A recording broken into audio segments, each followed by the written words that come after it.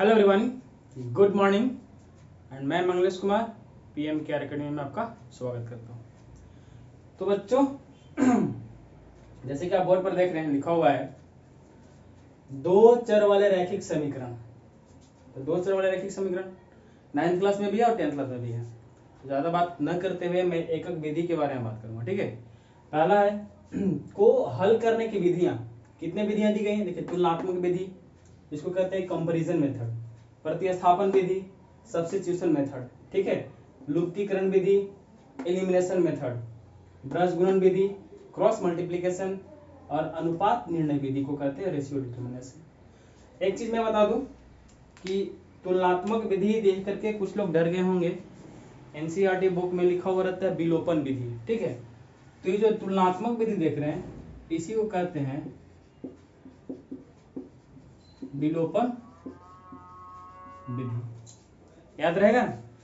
तो क्वेश्चन में पूछा जा सकता है कि तुलनात्मक विधि से बता दो, क्वेश्चन को सॉल्व कर दो, या फिर विलोपन विधि। तो दोनों एक ही चीज है। तो हम आज क्या करेंगे कि जितनी विधियां दी गई है तो सभी विधियों के बारे में एक एक क्वेश्चन करेंगे और उसके बारे में समझेंगे। देखिए, अभी मैं पूरा चैप्टर आपको नहीं पढ़ा रहा हूं, मैं बार बार कह रहा हूं कि अभी एग्जाम के व्यू से परीक्षा नजदीक आने वाला है, ठीक है। तो आपको रिवाइज करने की जरूरत है। तो रिवाइज के तौर पर मैं आपको सभी मेथड से आपको आगाह कर रहा हूं कि आप देख लो, परीक्षा से पहले इसको अच्छे से जान लो, समझ लो, आपको रिवीजन में हेल्प हो जाएगा, है ना। तो मैं तुलनात्मक विधि और विलोपन विधि की बात करूंगा। फिर अगले क्लास में प्रतिस्थापन विधि को देखेंगे, एक एक करके सभी विधियों को देखेंगे। आपके एग्जाम में हर एक विधि से क्वेश्चन पूछा जाता है। कोई कोई ऐसा क्वेश्चन होता है कि पूछ देगा, एक क्वेश्चन देगा तुलनात्मक विधि से या विलोपन विधि से और प्रतिस्थापन विधि से x और y का मान ज्ञात करो। तो x और y कहाँ से आ गया भाई? तो ऊपर लिखा हुआ है दो चर वाले रैखिक समीकरण। तो दो चर वाले रैखिक समीकरण समझ रहे होंगे। रैखिक का मतलब क्या होता है? तो जिसका पावर 1 होता है। दो चर वाला क्या होता है? तो जिसमें दो चर, वैसे समीकरण जिसमें दो चर होते हैं। अब चर राशि क्या होते हैं, ये सब बात ये बाद में, ठीक है, लेकिन फिर भी ओवरव्यू लिया जाएगा, आप लोग घबराइए नहीं। तो हम लोग स्टार्ट करते हैं विलोपन विधि का क्वेश्चन बना के देखना कैसे बनता है और कैसे हम लोग बना पाते हैं, ठीक है। तो बच्चों अब तैयारी कमर कस लो कि आपका जो एग्जाम है बहुत कम समय है आपके पास। समझ लो कि 1 महीना समय है आपके पास। मार्च मत देखो कि मार्च में एग्जाम होगा तब तैयारी करेंगे, नहीं, अभी से आप अपनी कमर कस लो कि हाँ मैं रेडी हूं। आपको जब एग्जाम लेना है ले लो, है ना। तो अभी से तैयारी करते रहना है, रिवाइज करते रहना है, ताकि आपका एग्जाम में अच्छा मार्क्स आ सके। स्कोर बहुत बड़ी मायने रखती है, ठीक है। मार्कशीट पे स्कोर बहुत बड़ा मायने रखता है। नॉलेज अलग चीज है, आपके पास नॉलेज है। कुछ कुछ ऐसे बच्चे होते हैं जिनके पास ना नॉलेज काफी होता है लेकिन उसका मार्कशीट पे नंबर कम हो जाते हैं। कुछ वजह होती है ना। तो वैसे नहीं करना है। मार्कशीट पे भी नंबर चाहिए और नॉलेज भी चाहिए, ज्ञान भी चाहिए। जब तक आपके पास ज्ञान नहीं रहेगा ना तो आप भूखा मर जाओगे। आज की दुनिया ऐसी है ना। तो चलिए हम लोग स्टार्ट करते हैं बिना समय गंवाए हुए।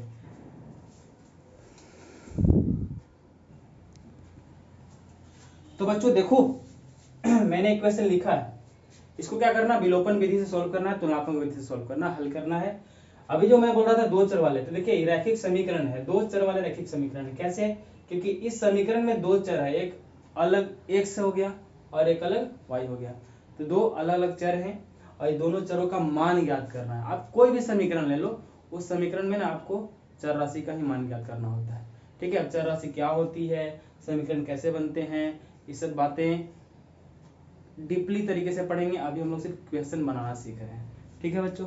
तो आइए स्टार्ट करते हैं, ठीक है। विलोपन विधि, तो विलोपन विधि क्या कहता है, क्या कहता है आप देखिए। वो कहने की बातें छोड़िए और समझने की बातें स्टार्ट करते हैं हम लोग, है ना। इस समीकरण सेकंड हो गया, फर्स्ट और सेकंड मान लिया। अब इसमें आपको क्या करना है कि तुलनात्मक, यानी कि तुलना करना है। जैसे तुलना करने का अर्थ क्या हुआ कि हम लोग किसी में कंपैरिजन करते हैं, तुलना करते हैं, है ना। तुलना कैसे करते हैं कि जैसे मान लेते हैं एक तुला मशीन ले लेते हैं, तौलने वाला मशीन ले लेते हैं। यदि दोनों साइड बराबर करना है ना, ये जैसे तुला मशीन हो गया, इधर में एक रखने के लिए हो गया, इधर में एक रखने के लिए, दोनों मतलब तराजू पे क्या कर दिया हम लोगों ने, एक साइड में चीनी रख दिया, एक साइड में गुड़ रख दिया। तो इधर में 1 किलो है, इधर में आधा किलो है, तो क्या तुलना हो जाएगा? नहीं ना होगा।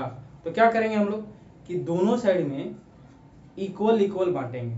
अगर इधर 1 किलो चीनी है, इधर 1 किलो गुड़ रखेंगे, तब जाके दोनों का तुलना होगा। तो यहाँ भी वही तुलना करना है आपको। कैसे तुलना करेंगे? तो जैसे कि देखो यहाँ ये 2x प्लस 3y है, क्या है 2x प्लस 3y और बराबर 19 है। पीछे में क्या है 3x प्लस 4y बराबर 26।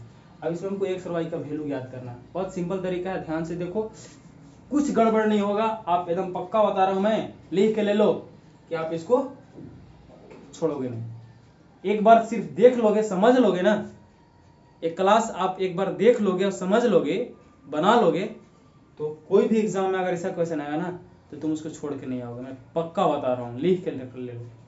ठीक है, देखो क्या करते हैं। इसमें आपके पास दो चीज है, एक्स और वाई। यही एक्स और वाई को तुलना करना है। कैसे तुलना करेंगे? देखिए यहाँ इसमें हम कोफिशिएंट यानी गुणांक देखे होंगे। ठीक है, किसी भी समीकरण में चर राशि के साथ गुणांक होता है, जो चर राशि के साथ गुणा में अंक होते हैं उसी को गुणांक कहते हैं। तो देखिए यहाँ x का गुणांक कितना है 2 है, और यहाँ y का गुणांक कितना है 3 है। इसमें देखिए y का गुणांक कितना है 4 है, इसमें x का गुणांक कितना है 3 है ना। तो अब क्या करेंगे, ये दोनों में से या तो x को बराबर कर दीजिए x के साथ, या तो y को बराबर कर दीजिए इस y के साथ। आप किसी को भी कर सकते हैं, इसमें कोई बाउंडेशन नहीं है। आपके पास बैंड नहीं लगाया गया है कि आप सिर्फ x को कर सकते हो या y को कर सकते हो, नहीं, आपकी मर्जी, आप जिसको कर दो। तो हम कह रहे हैं कि हम x को बराबर कर देते हैं। ठीक है, तो x को बराबर करने के लिए हम क्या करेंगे, बस ज्यादा दिमाग नहीं लगाना है, बस हल्का सा कॉमन सेंस। देखो यहाँ x को बराबर करने के लिए यहाँ 2 है और यहाँ 3 है ना, दोनों अलग अलग संख्या नंबर है कि नहीं। तो हम क्या करेंगे कि इसको इसके बराबर कर देना है। तो कैसे करेंगे? तो बस सिंपल सा काम है कि इसका जो x का गुणांक है, ये जो x का गुणांक है ना 3, इसको उठा के इसमें 3 से मल्टीप्लाई कर देंगे। कुछ किए हैं? नहीं किए हैं, बस इसका x वाला गुणांक उठा के इसमें मल्टीप्लाई कर दिए हैं। तो ये भाई साहब तो हो जाएंगे बराबर, लेकिन इसको क्या करेंगे, तो इसका वाला जो गुणांक, अरे सॉरी, ये वाला तो बराबर हो जाएगा, लेकिन ये तो बच जाएगा ना। तो इसका वाला जो x है, इस x वाला गुणांक जो है 2, इसमें लाकर इसमें गुना कर देंगे। अब देखो करके देखते हैं। तो देखो यहाँ अभी 3 यहाँ लिखा हुआ है, तो 3 से सब में मल्टीप्लाई करना होगा, किसी एक में नहीं, सब में, है ना। रूल यही कहता है कि जिस नंबर से आप गुना करेंगे, उस जितनी राशियां दी होगी सब में गुना करना पड़ेगा आपको। तो 3 से 2x में गुना करेंगे तो 6x हो जाएगा। ठीक है, 3 से 3 में गुना करेंगे तो 3 तरीके 9 हो जाएगा, है ना, 3 तरीके 9। और 19 को 3 से करो करें तो कितना होता है, 19 के 57, शायद सही हूँ, 2 तिहाई 6x। देखो x वाला टर्म बराबर हो गया ना, बहुत इजी है। अब 2 चौके 8 और 26 दूना 52। अब x वाला टर्म बराबर हो गया। हमने क्या बताया था कि हम x वाले को बराबर कर रहे हैं, जब y वाला को आप बराबर कीजिएगा ना तो y वाला भी कुछ इस टाइप से बराबर हो जाएगा। ठीक है, अब यहाँ रही बात कि इतना तो कर लिया हम लोगों ने, कर लिया ना। अब इसमें क्या करना है, तो देखिए किसी भी दो समीकरण को जोड़ सकते हैं, घटा सकते हैं। तो यहाँ हम क्या करेंगे, सभी जो राशियां हैं प्लस में है ना, तो हम क्या करेंगे, घटाने पर, क्या करेंगे, घटाने पर घटाएंगे। तो घटाने के क्रम में कुछ बातों का ध्यान रखना होता है। क्या ध्यान रखना होता है, ध्यान से देखो, नीचे वाला समीकरण को देखो, सिर्फ ऊपर वाला से मतलब नहीं है अभी, नीचे वाला समीकरण को देखो। उसमें क्या करना है कि जो 6x है प्लस में है कि माइनस में है, तो भाई साहब ये प्लस वाले हैं, क्योंकि इनके पहले माइनस का साइन नहीं है, माइनस का लगा रहता है और प्लस का छुपा हुआ रहता है ना। सब जगह छुपा नहीं रहता है, आपको कहीं कहीं लिखा हुआ मिलेगा, जैसे यहाँ भी प्लस छुपा हुआ है, यहाँ भी प्लस छुपा हुआ है ना, यहाँ भी प्लस छुपा हुआ है। तो माइनस नहीं है तो क्या समझना है, प्लस लगा हुआ है।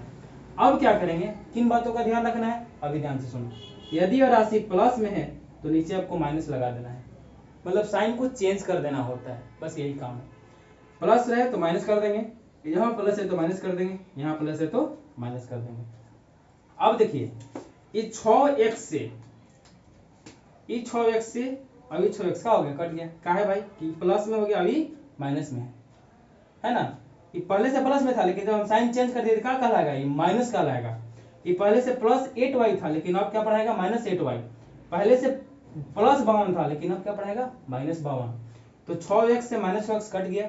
अब यहाँ देखिए 9 गो और ऊपर नीचे में 8 गो, तो 9 में से 8 तो कितना बचेगा, y बचेगा, है ना। अब यहाँ देखिए प्लस 57 में से माइनस 52 को घटाइएगा तो कितना बचेगा, 57 माइनस 52 5 बचेगा। तो y का वैल्यू आ गया आपके पास। बहुत आसान है कि नहीं है, बहुत आसान है। तो y का वैल्यू तो आपने पा लिया। अब क्या करेंगे, यहाँ देखो क्या करेंगे, तो y का मान यहाँ पर देखो, समीकरण फर्स्ट या सेकंड किसी में भी रख दो, कोई फर्क नहीं पड़ता है। फर्स्ट में रखना है तो वो आपका x का मान निकलेगा, एक y का मान निकल चुका है तब x का मान निकालेंगे। तो फर्स्ट में रखेंगे तो भी आपका निकलेगा, सेकंड में रखेंगे तो भी आपका निकलेगा, आंसर में कोई फर्क नहीं पड़ेगा। तो हम क्या करेंगे, समीकरण फर्स्ट में रख देते हैं, आप लोग सेकंड में रख के देख लेना, विश्वास नहीं है। तो y का मान समीकरण सेकंड में रखने पर, ओ माय गॉड, समीकरण फर्स्ट में रखने पर, सेकंड गलती से बोला गया था। फर्स्ट क्या है, 2x प्लस 3y बराबर 19। अब हमको किसका मान रखना है, तो y का मान रखना है, तो जहां y होगा वहीं रख देंगे।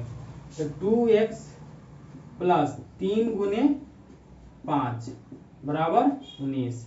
अब देखो यहाँ 2x 3 बचे 15, इधर प्लस में हो जाएगा, नहीं हो जाएगा, उधर क्या हो जाएगा, माइनस में। 2x बराबर कितना बचेगा ये, तो 19 में से 15 घटाओ तो 4 बचेगा, और नीचे में अभी कुछ नहीं, ठीक है। अगला स्टेप में तो x बराबर 4/2, 2 इधर गुणा में था उधर क्या हो गया, भाग में, 2 दूना 4, यानी कि x का वैल्यू कितना आया, 2। तो आपको आंसर मिल गया। अतः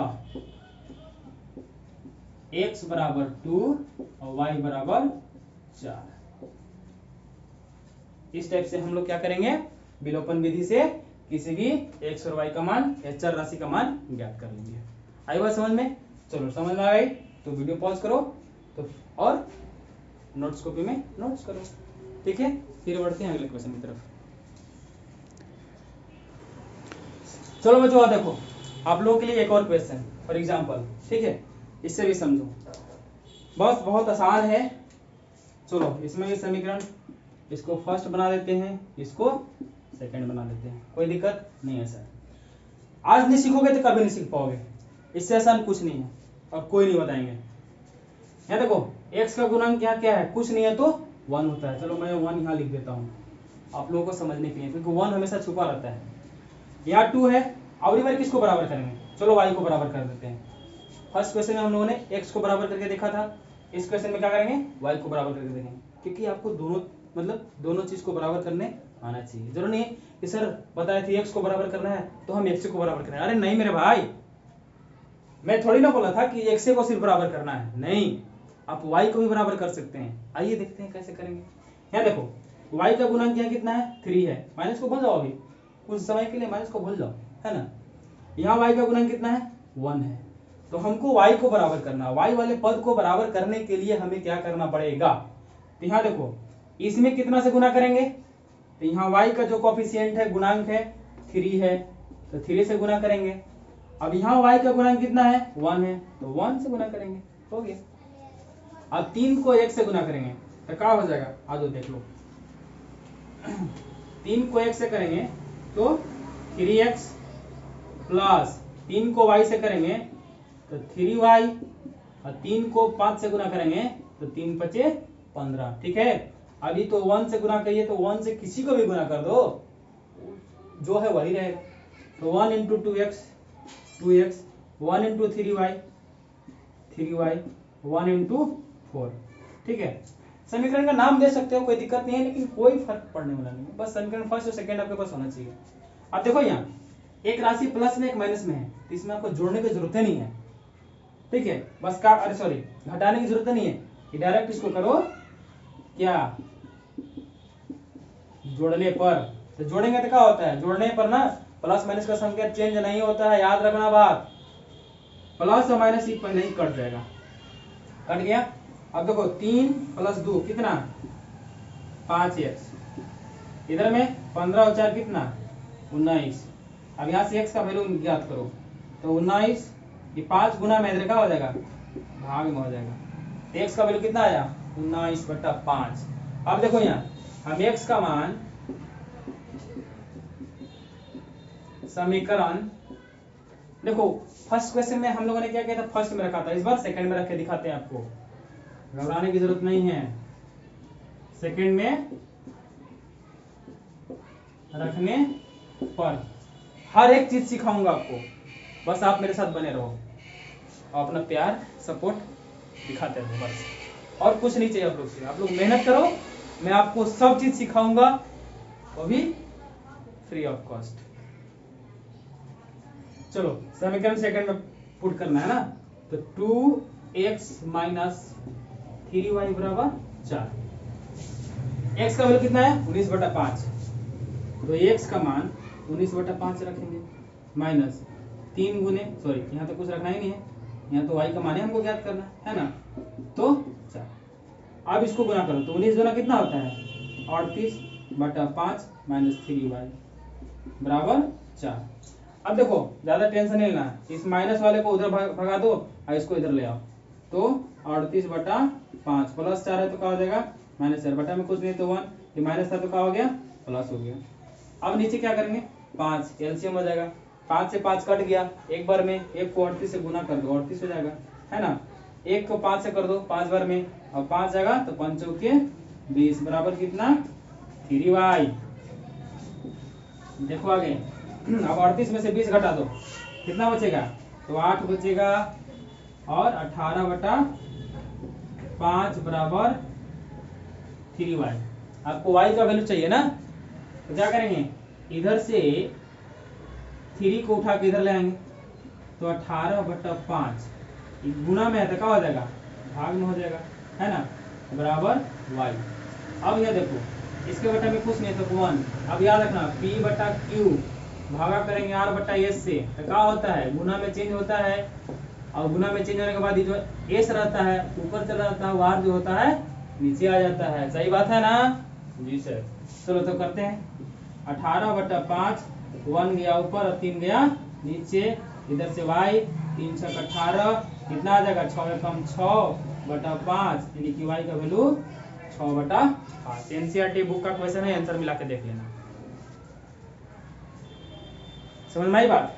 तो हर एक चीज का तोड़ है, आप बस सीखने के लिए तैयार रहिए, आपको मैं सिखाने के लिए रेडी हूँ, और बस अपना सपोर्ट बनाए रखिए, प्यार करते रहिए, और अपने दोस्त यारों के बीच शेयर करते रहिए, जितना कर सकते हैं उतना करिए, क्योंकि मैंने आपसे 1 रुपये चार्ज नहीं कर रहा, मैं आपको सिर्फ सिखाने के लिए आया हूँ, है ना। तो आपसे सिर्फ यही मोहब्बत चाहिए, यही प्यार चाहिए कि आप शेयर कीजिए, लाइक कीजिए, और नए नए स्टूडेंटों से, अपने दोस्तों से, सहपाठियों से, उनको भी बताइए कि सर कैसा पढ़ाते हैं। आपका फीडबैक ही हमको और आगे तक बढ़ाएगा, ठीक है। तो एक क्वेश्चन आप लोगों के लिए होमवर्क देते हैं, आप लोग उसको बना करके आंसर कमेंट करेंगे, तब तक इसको नोट डाउन करिए।